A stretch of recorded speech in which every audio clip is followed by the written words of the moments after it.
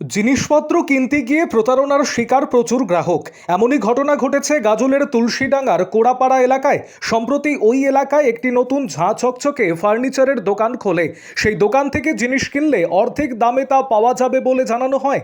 এই অফার ছড়িয়ে পড়তেই প্রচুর মানুষ সেই দোকান থেকে জিনিসপত্র কিনতে হাজির হয়, কিন্তু টাকা দেওয়ার পরই ফন্দি আঁটে প্রতিষ্ঠানের কর্মকর্তারা। ক্রেতাদের বলা হয় অর্ধেক টাকা দিয়ে সঙ্গে সঙ্গে জিনিস পাবেন না, 15 দিন পর পাবেন। আর এখানেই ক্রেতাদের প্রতারণার জাল বুনে ফেলে প্রতিষ্ঠানের মালিক পক্ষ। রীতিমতো 15 দিন পর বুধবার ওই ফার্নিচারের দোকানে ক্রেতারা হাজির হলে দেখা যায় দোকানের ঝাঁপ বন্ধ, সুইচড অফ মোবাইল ফোনের। আর এতেই সন্দেহ হয় গ্রাহকদের, শুরু হয় বিক্ষোভ। এই খবর পেয়ে ঘটনাস্থলে আসে গাজল থানার পুলিশ। বিক্ষোভের জেরে স্তব্ধ হয়ে যায় যান চলাচল। জিনিসপত্র বিক্রির ক্ষেত্রে দামে ডিসকাউন্ট দিয়ে অনেক ব্যবসায়িক প্রতিষ্ঠানই, আর সেই প্রলোভনে পা দিয়ে যে হাজার হাজার টাকা এভাবে খোয়াবেন তারা তা ভাবতেই পারছেন না প্রতারিতরা। এখন দেখার পুলিশ কতদিনে প্রতারকদের জালে বন্দি করে। আরও আপডেট থাকতে আমাদের ভিডিও শেয়ার ও ফেসবুক পেজটিকে লাইক করে ফলো করে দিন। এখানে কতদিন ধরে কাজ করছিলেন? আমি এখানে কাজ করছি 1 মাস হয়নি, ঠিক আছে। আমি জুলাই মাসের 24 তারিখে আমি কাজে ঢুকেছি, ঠিক আছে। এখানে আমার 1 মাস হতে 5 দিন দেরি আছে। এখানে যে কাজ করছিলেন কি হিসাবে কাজ করছিলেন? আমি এখানে স্টাফ হিসেবে কাজ করতাম, মানুষের সাথে বাংলায় কথা বলতাম, বাংলায় কথা বলে বুঝাতাম কোনটা কোন কিসের উপরে কি ডিসকাউন্ট চলছে, কোনটা কিসের জিনিস, ঠিক আছে। এইভাবে মানুষকে বাংলায় বুঝিয়ে তাদের কাছে অর্ডার নিতাম, অর্ডার নিয়ে আমি তাদের কাছে হিন্দিতে কথা বলতাম। এই যে কোম্পানিটার সম্বন্ধে কিছু জানতে আগে কিছু? না, আমি তেমন তো কিছু জানা নাই। ওরা কোথা থেকে এসছে বলছে চেন্নাই, কেউ বলছে তামিলনাড়ু, কেউ বলছে হায়দ্রাবাদ।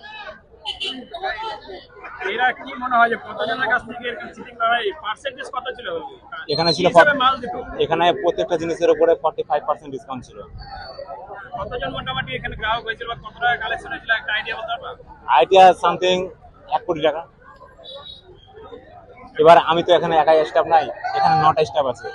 আমি আমার হিসাবে আমি আমার কথা বলছি, প্রায় প্রচুর টাকা, প্রচুর টাকা। কত কোটি টাকা হবে? 1 কোটি টাকা তো হবে। এই যে এরা যে চলে গেল বা কি করে জানতে পারলা যে চিট করে চলে গেল? প্রতিদিন এরা 9টার দিকে দোকান খুলে, 9টা 10 20-তে, ঠিক আছে। আমরা আসি। এবার আজকে যখন আমরা এসছি 9টা 20-তে আমি এসে দেখছি দোকান খুলেনি। 9টা 30 চলে গেল, 9টা 40 বেজে গেল। এবার তো ফোন করতে হবে। এবার যখন ফোন করেছি 2টা নাম্বারে সুইচ অফ। এখানে এই বিল্ডিং এর যারা মালিক আছে, যারা ভাড়া দিয়েছে, ওরা এখানে এসে জড়ো হলো, এসে বলছে যে খুলেনি, ফোন করে 2টা নাম্বারে সুইচ অফ, ঠিক আছে। এরপর মানুষের মনে যেটা সন্দেহ ওটা তো জাগবেই। আমি এখানকার আমার একটা বন্ধুকে নিয়ে গেলাম, ওরা যেখানে ভাড়া থাকতো। ওখানে গিয়ে দেখলাম ওদের ঘরে মানে কোনো কিছু নাই, সবকিছু ছিটিয়ে আছে। ঘরে ফ্যান চলছে, খাবার মাংস সবকিছু ছিটিয়ে পড়ে আছে। পুরো ভিডিও করে নিয়ে এসেছি আমি। ওখানকার মালিককে বললাম, মালিক বলছে যে ওরা তো দোকানে গেছে। বললাম তো ওরা তো দোকানে যায়নি। ওই কিছু বলতে পারছি না। ওনাকে বললাম যে সিসিটিভি চেক করার কথা। উনি বললেন যে সিসিটিভি নাকি বন্ধ ছিল। তোমার নাম? আমার নাম পঙ্কজ সাহা, বাড়ি কুচিডাঙ্গাতে।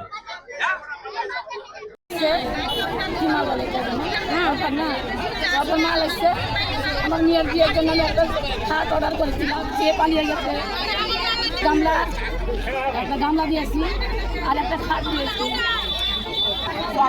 গামলাতে 700 টাকার, আর খাটের দাম হলো 15,500। আমি খুবই গরিব মানুষ, তো আমার মেয়ের বিয়ের জন্য অল্প টাকার মধ্যে আমি পাবো যেন আমি আপনার নাম? আমার নাম রত্না রায়। বাড়ি কোথায় আপনার? বাড়ি কুচিডাঙ্গা। কি হয়েছে, কিসের জন্য আজকে বিক্ষোভ? এই বিক্ষোভের কারণ হচ্ছে এখানে একটা নতুন সেন্টার হয়েছিল ফার্নিচারের দোকান, হ্যাঁ, এডিএস ট্রেডিং নাম। এরা অগ্রিম বুকিং হিসাবে মাল দিচ্ছিল পাবলিককে, জনসাধারণকে। হয়তো 20,000 টাকার মাল এদের মাধ্যমে নিতে গেলে 12,000 টাকায় পাওয়া যেত, যে টাকাটা 10 থেকে 15 দিন আগে দিতে হতো। সেই টাকাটা এবার সাধারণ মানুষ দেখছে 20,000 টাকার মাল 12,000 টাকায় পাওয়া যায়, 10,000 টাকার মাল 6,000 টাকায় পাওয়া যায়। সাধারণ খেটে খাওয়া মানুষেরা সেই মালগুলো বুকিং করে। এই বুকিং করার অর্থ এদের প্রতিনিয়ত প্রায় এখানে আমার তো মনে হয় হাজার হাজার কাস্টমার আসছে, মালটা বুক করছে। হ্যাঁ, প্রায় 10-15 লাখ টাকা কালেকশন হচ্ছে প্রতিদিন। 1 থেকে 1.5 কোটি টাকা, আমাদের আনুমানিক আইডিয়া 1 থেকে 1.5 কোটি টাকা কালেকশন হয়েছে গত 15 দিনে। আজকে সকাল থেকে দোকানটা আর খুলছে না, জনসাধারণ এসে এখানে বিক্ষোভ দেখাচ্ছে। কিন্তু একটা কথা এখানে বলা যায়, এখানে কিন্তু 2-3 বার প্রশাসনিক লোক এসছে। ওরা এসে তাহলে কি দেখে গেল? আমাদের একটা বার্তা, প্রশাসন এসে কি দেখলো? তারা যে 2 থেকে 3 বার এখানে এলো এসে সমস্ত কাগজপত্র খতিয়ে গেল, তাহলে প্রশাসন তো সাধারণ মানুষের হয়ে কাজ করার কথা। কিন্তু তারা কি করলো? লোকগুলো বাইরের। আরো একটা আপনাদের মাধ্যমে জানাতে চাই যে এইখানে যারা ঘর ভাড়াগুলো দিচ্ছে তারা মানে উপযুক্ত প্রমাণ বা তাদের খুঁটিনাটি তদন্ত না করে বাইরের আদার্স স্টেটের লোকজনকে ভাড়া দিতে গেলে তাদেরকে বিবেচনা করে দিতে হবে। এই জিনিসগুলো আপনাদের মাধ্যমে প্রশাসনের কাছে পৌঁছে দেওয়া আমাদের কর্তব্যের মধ্যে পড়ছে, তাই আমরা বলছি কথাগুলো। এই যে লোকটা ছিল কোথাকার, কোথায় এর বাড়ি, কি নাম? এরা সম্ভবত কেউ বলছে তামিলনাড়ু, চেন্নাই, অনেকে অনেক জায়গার কথা বলেছে। এরা 8 থেকে 10 জন এর একটা গ্রুপ ছিল। কিন্তু একটা জিনিস যেটা পুলিশ প্রশাসন চাইলে ধরতে পারবে, কারণ এরা ফোনের অ্যাকাউন্টের মাধ্যমে টাকা লেনদেন করেছে। তাহলে অ্যাকাউন্টের মাধ্যমে টাকা লেনদেন করলে এদের করাপশনটাকে ধরতে পারবে, এটা আমরা আশা করছি। তাহলে প্রশাসন চাইলে এটা করতে পারবে। সাধারণ মানুষের এই টাকাগুলো আমার মনে হয় এই টাকাগুলোকে ফিরিয়ে দেওয়া খুব দরকার। কারণ অনেক খেটে খাওয়া মানুষ, যারা নিরীহ মানুষ, গরিব মানুষ, কিছু লোভে এই জিনিসগুলো বুক করেছে, তাদেরকে প্রশাসনের মাধ্যমে এটাকে ফিরিয়ে দেওয়া খুব দরকার। কবে থেকে বন্ধ রেখে পালিয়ে গেছে? আজকে ভোর 9টা থেকে খুলে যায়, সেখানে প্রায় 9:30 10টা থেকে মানুষজন জমতে শুরু করেছে। কত লোক এভাবে প্রতারণা হয়েছে বলে আপনার? আমার তো মনে হয় এখানে 1000-5 লোক প্রতারণার শিকার হয়তো হয়েছে, তাতে বেশি হতে পারে। আপনার নাম? আমার নাম নিশাদ সাহা। বাড়ি? বাড়ি আমার এখানে পাশেই, প্রতিবেশী, তুলসীডাঙ্গা হসপিটাল মোড় আমার বাড়ি। কতজনের ওদের একটা গ্রুপ ছিল এরকম? এখানে গ্রুপ ছিল 10 জনের এবং স্থানীয় কিছু ছেলে মেয়েকে কাজে লাগিয়েছিল, যাদেরকে 8 থেকে 10 হাজার টাকা মাইনে দিচ্ছিল, প্রতিদিন খাওয়ার টাকা দিচ্ছিল। আপনারা কোথায় কিসের টাকা দিয়েছিলেন? আমরা এখানে একটা কোম্পানি ওপেন হয়েছে, তো আমরা গিয়েছিলাম আর কি। টাকা, খাট অর্ডার আছে, আলমারি আছে, আরো অনেক কিছু। কিভাবে টাকা দিলে কিভাবে মাল দিচ্ছিল? বলেছিল যে 15 দিন পর দেবে, মানে সম্পূর্ণ টাকা প্রথমে নিয়েছিল জমা। বলেছিল 15 দিন পর আসবে, মাল আসবে, তারপর দেওয়া হবে। এখানে কি কোনো অফার দিচ্ছিল নাহলে অন্য দোকানে? হ্যাঁ, অফার দিচ্ছিল। কি অফার দিচ্ছিল? বলেছিল যে হাফ দামে দেওয়া হচ্ছে বা 4%, 70% এরকম অফার আছে। মানে 50,000 টাকার মাল নিলে হ্যাঁ, না ওর সাথে না, মানে বলেছিল একটা মালের সাথে মানে কিছু পার্সেন্টেজ অফার আছে আর কি। কত পার্সেন্টেজ? সেটা জানা নেই। 45%। তাও ধরেন 50,000 টাকার মাল নিলে কত টাকা পেমেন্ট দিতে হতো?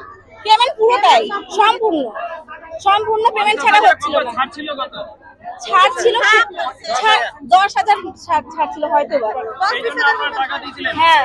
এখন কি হলো? আমরা টাকা দিয়ে পুরোটাই বুকিং করা হয়েছিল, বলেছিল 15 দিন পর আসবে, তো এখন এসে দেখছি বন্ধ, শাটার বন্ধ। কি মনে হচ্ছে আপনার?